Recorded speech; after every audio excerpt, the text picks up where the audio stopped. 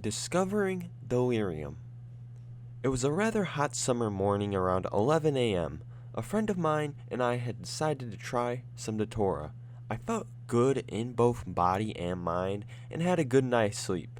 We started off by taking off some of the leaf of a wild plant growing in the backyard and rolling it into a cigarette.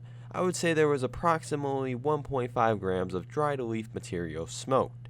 We then decided to sit and wait for an onset effect. After a period of almost an hour, we agreed there was no noticeable effect from the leaf, so we moved to eating seeds.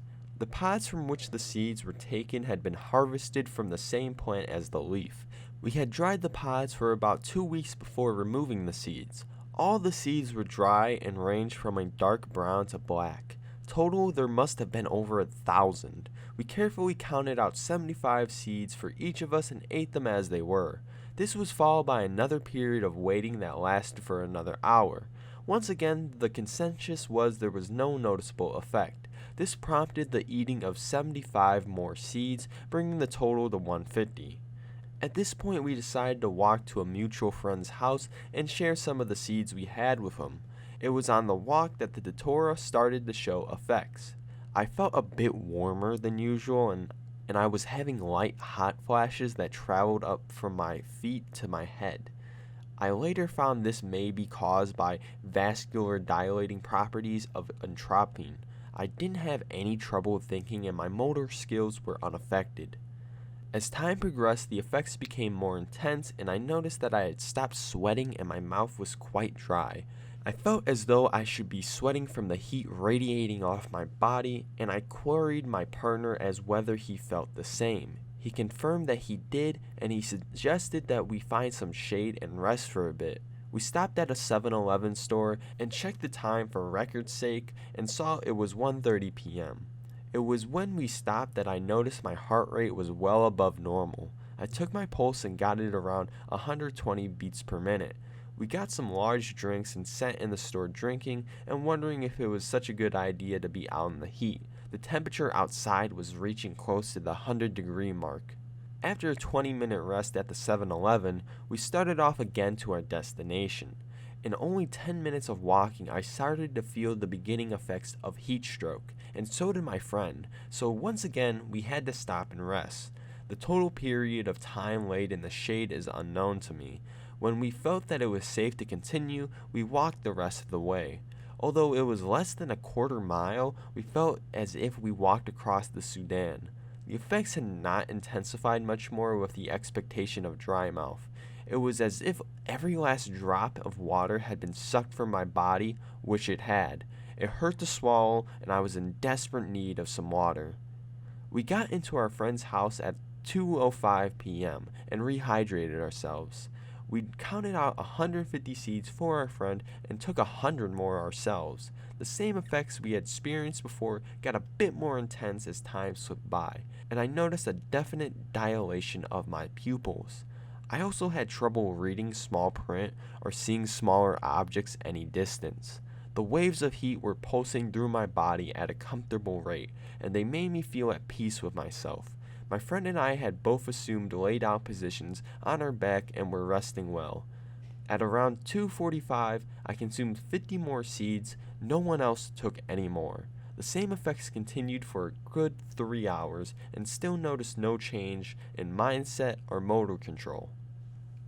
However, at around 6 p.m., I started to have problems with my fine motor control.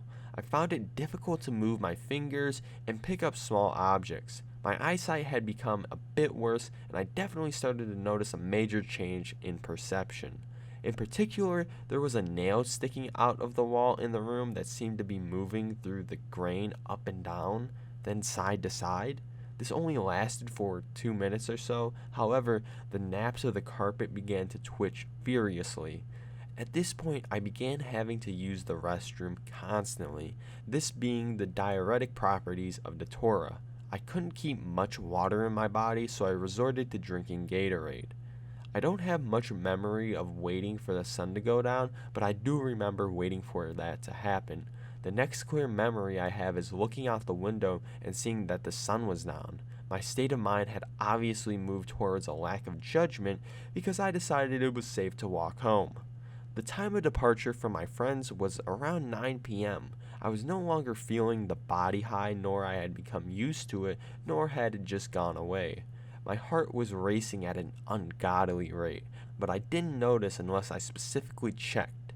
When I reached about a quarter of the way home, I began to talk to my friend who had been with me earlier in the morning as I walked. We were having an in-depth conversation on a topic which I cannot remember, when he suddenly veered off and laid down in a patch of grass. This alarmed me because I knew that the Datura may have severe adverse effects on the body, causing coma and or death. I started walking over to him so that I might get him up or carry him to the nearest place we could get help when he just disappeared. I must have looked and yelled around for him for about 30 minutes. I finally gave up and decided it was best to head to my house. It was then that I started to notice flashes of light in the peripherals of my vision. I looked around to discover the source of the flashes and could not find one, so I continued walking. I saw a large white puffy object that resembled a mushroom of some variety I have never seen. When I approached it, it was very large. The top had a diameter of 4 inches and it had a very stubby stalk. This, however, was not what caused me to walk over. It was the flashes of light inside the cap that interested me. It looked almost like a video of neurons firing in someone's brain. It was very real to me. I could touch it. It was not until much later that I even realized that I had been hallucinating. Everything was real to me. I had no more hallucinations on the way to my house. I did, however, start to have major motor control problems. My hands were almost twitching out of control, and it felt as though my knees were going to give out at times. I began to worry and almost panic at the fact that my knees were coming out from under me. It took all the concentration I had just to keep walking. At this point, I felt that if I had fallen, I would not be able to get back up.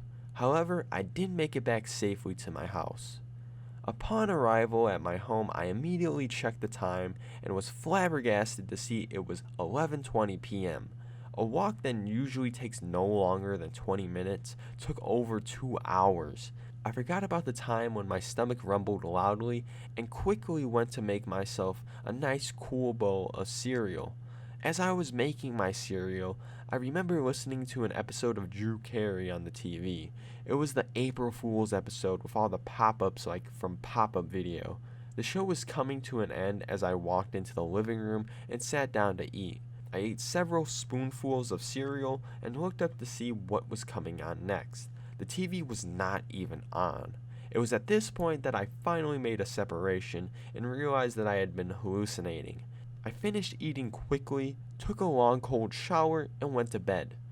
Now as for the lasting effects, the only one that plagued me was the fact that my pupils remained completely dilated for a week and I could not read any small print or street signs from a distance.